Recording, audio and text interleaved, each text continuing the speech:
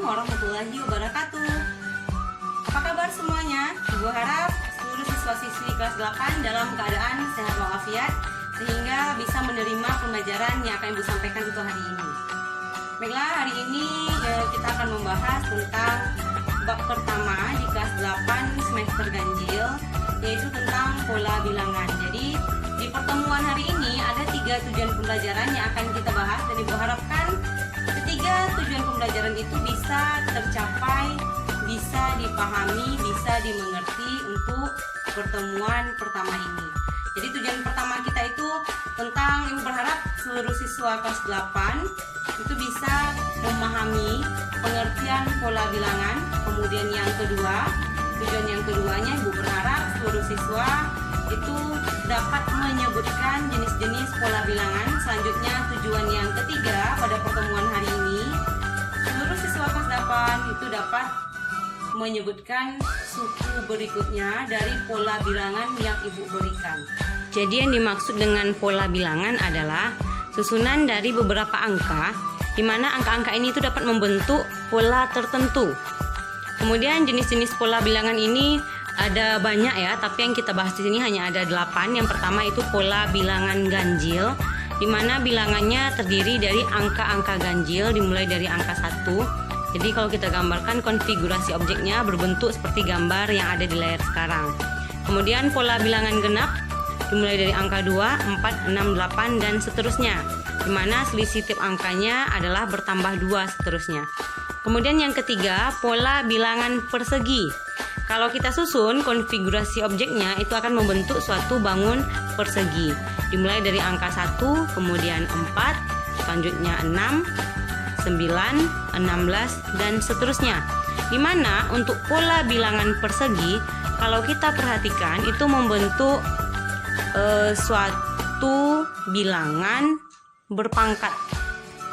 Kemudian berikutnya yang keempat, pola bilangan persegi panjang. Kalau kita perhatikan konfigurasi objeknya itu membentuk suatu bangun persegi panjang. Jadi bilangannya dimulai dari angka 2, 6, 12, 20 dan seterusnya. Berikutnya pola bilangan segitiga. Kalau kita perhatikan lagi konfigurasi objeknya di sini itu membentuk segitiga dimulai dari 1, 3, 6 dan seterusnya. Kemudian ada juga pola bilangan Fibonacci atau Fibonacci. Nah, ini terbentuk dari segitiga Pascal. Jadi kalau pola bilangan Fibonacci ini bilangannya dimulai dari angka 1, itu yang ada di kiri ya, panah yang ada di kiri yang berwarna ungu, 1, kemudian 1, 2, 3, 5, 8, 13. Dimana untuk angka berikutnya itu didapatkan dari penjumlahan 2 angka sebelumnya. Kemudian yang ketujuh, pola bilangan. Nah, selanjutnya untuk yang tujuan ketiga, menentukan suku Qn dari suatu pola bilangan. Jadi kita bisa menggunakan rumus Qn sama dengan A ditambah N dikurang 1 dikali B. Jadi UN itu sama dengan suku Qn, kemudian A itu sama dengan U1, jadi suku pertama.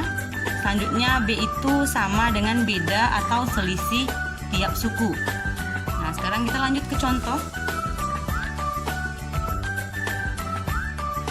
Untuk contoh yang pertama, tentukan 2 suku berikutnya dari pola bilangan yang ada. Jadi untuk soal yang A itu barisan bilangannya 3, 8, 13, 18. Nah, ini bisa kita tuliskan.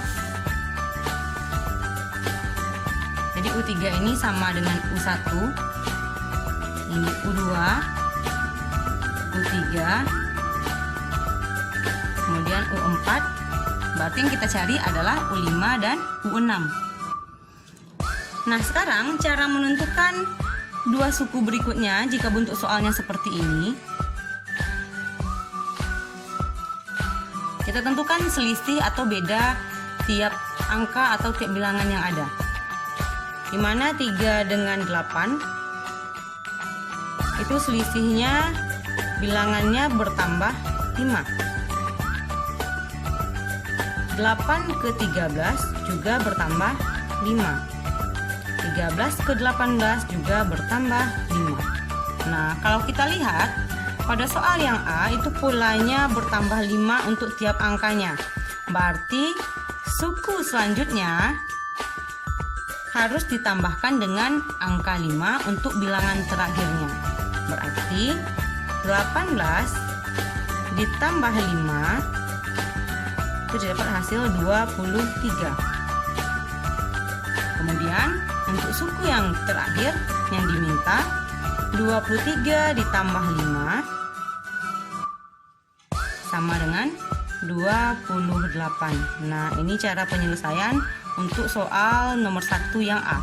Sekarang kita lanjut ke B.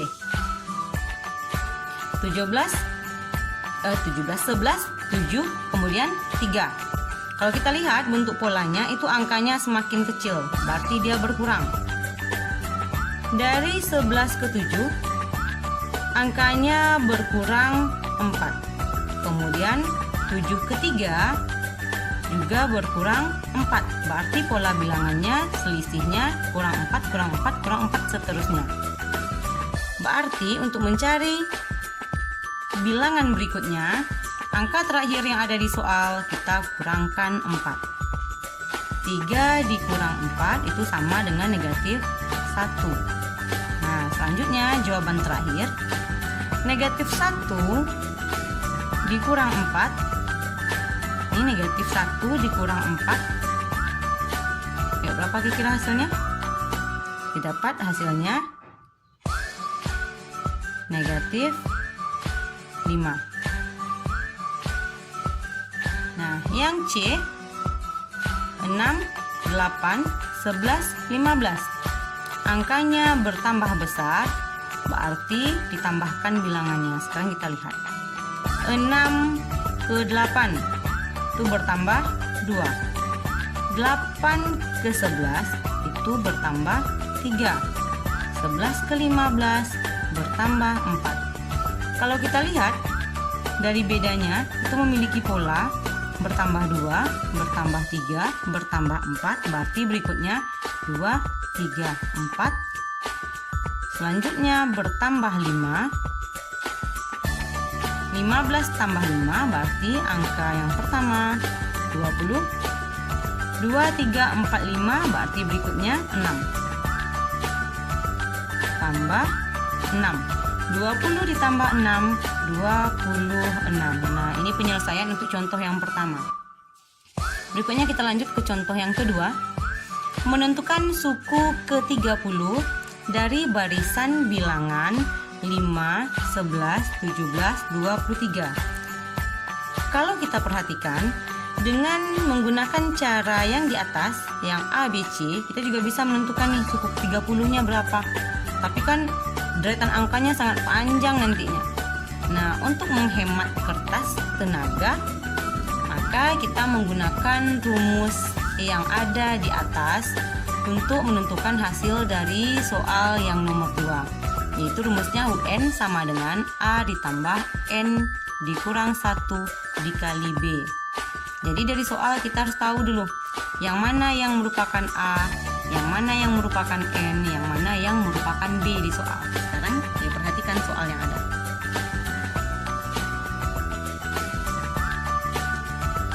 Tentukan suku ke-30 dari barisan bilangan 5, 11, 17, 23.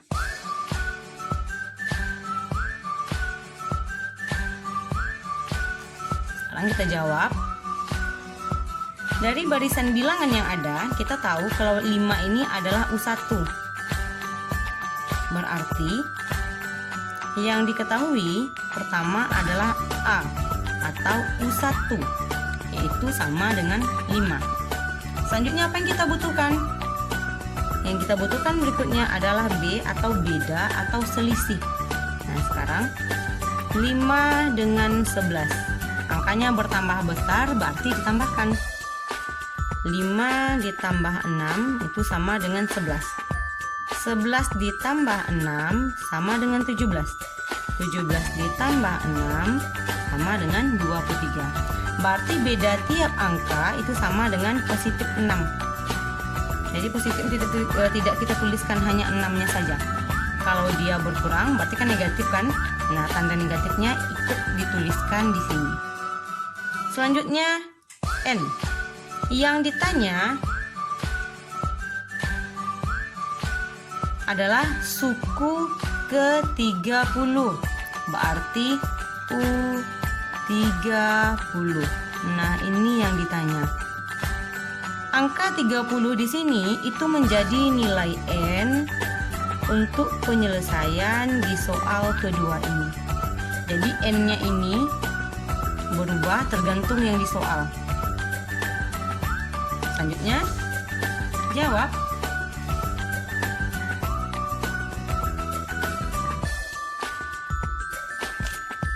Sesuai dengan rumus kita tadi.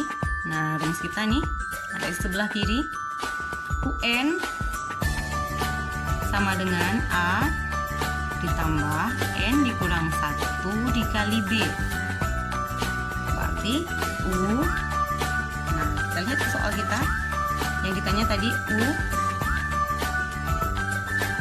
U30. Berarti di sini kita ganti U30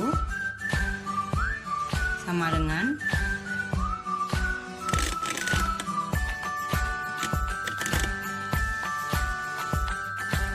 nilai A-nya, ini A-nya 5, kita masukkan ke dalam rumus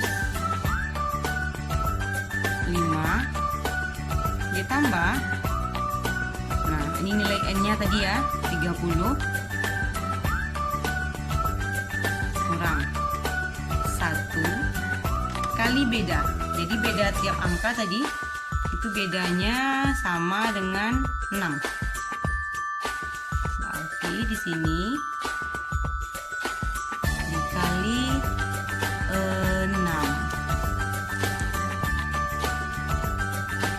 Nah, sekarang kita lanjutkan. Sama dengan 5 turun ke bawah. Kita selesaikan operasi di dalam kurung terlebih dahulu. 30 dikurang 1 itu sama dengan 29 dikali 6. Sama dengan ada tambah, kemudian ada kali, maka kita kerjakan kali dulu, kabataku. Jadi 5 turun ke bawah ditambah 29 dikali 6. 6 dikali 9 54, kita simpan 5. 6 dikali 2 itu 12 tambah 5 17. Jadi hasil kalinya 174 ditambah 5 sama dengan 179. Nah, inilah penyelesaian pembelajaran yang Ibu sampaikan untuk hari ini. Mudah-mudahan apa yang sudah Ibu sampaikan dari awal tadi bisa dipahami sehingga ketiga tujuan pembelajaran kita bisa tercapai untuk pertemuan ini. Selanjutnya untuk tugas yang Ibu berikan silahkan dikerjakan di rumah masing-masing, kemudian dikumpulkan ke madrasah. Selanjutnya untuk bahan ringkasan atau catatan itu ada disediakan di fotokopi Arayal. Jadi silakan diambil ke sana. Assalamualaikum warahmatullahi wabarakatuh.